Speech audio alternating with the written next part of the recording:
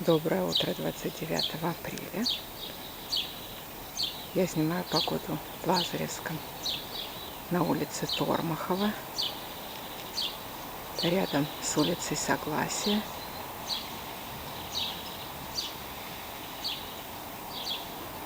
Температура воздуха сейчас с утра плюс 16 градусов,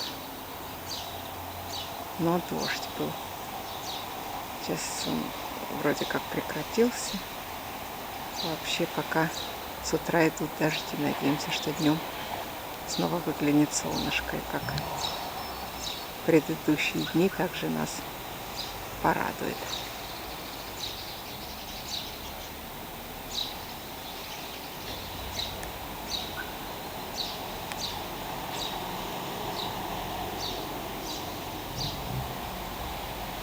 Хотя пока небо затянуто облаками.